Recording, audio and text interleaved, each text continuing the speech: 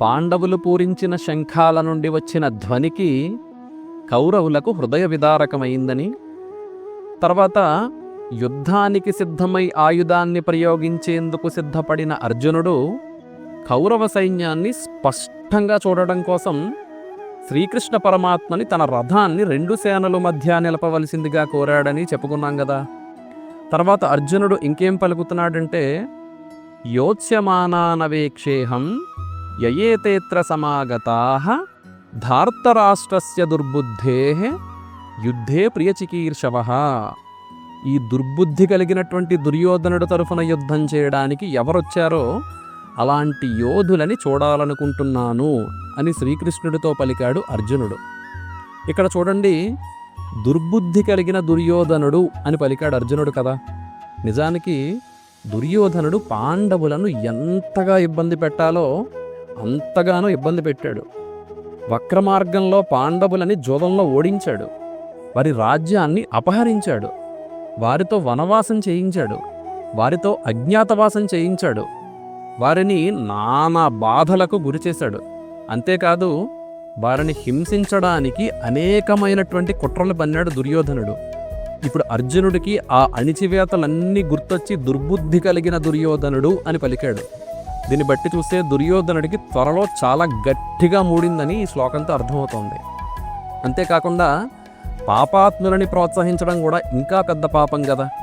అందుకే దుర్యోధనుడి మీద ప్రేమతో యుద్ధం చేయడానికి ఎవరెవరు వచ్చారో వారిని కూడా నేను చూడాలనుకుంటున్నాను అని అర్జునుడు పలికాడు.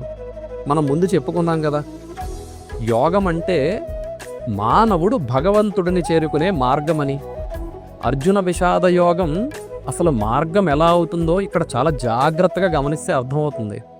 అర్జునుడు తన శత్రు సైన్యాన్నంతటినీ గమనిస్తున్నాడు. అలాగే మనలో ఉండే శత్రువులైనటువంటి దుర్మార్గం, అహంకారం, అసూయ, సోమరితనం, కామం, క్రోధం, మోహం, లోభం, మదం, మాత్సర్యం, మోసం చేసేటువంటి స్వభావం, ఇలాంటి లక్షణాలని గమనించి మనం కూడా వాటిని వెంటనే సంహరించాలి అని అర్జున విషాద యోగంలో చాలా స్పష్టంగా తెలుస్తోంది.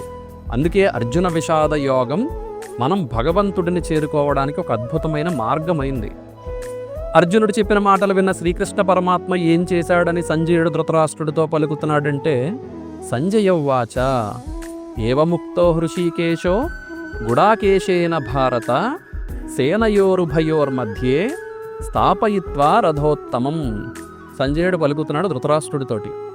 ఈ విధంగా అర్జునుడు మాటలు విన్న వెంటనే ఋషికేశుడైన శ్రీకృష్ణ పరమాత్మ ఉభయ సైన్యముల మధ్య రథాన్ని నిలిపాడు.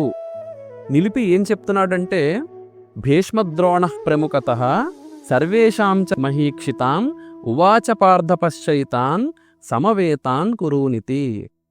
భీష్మ పితామహుడు, ద్రోణాచార్యుడు మరియు అనేక మంది రాజులు ఉన్న ఈ కౌరవ సైన్యాన్ని చూడు అని అర్జునుడికి శ్రీకృష్ణుడు చూపిస్తున్నాడు.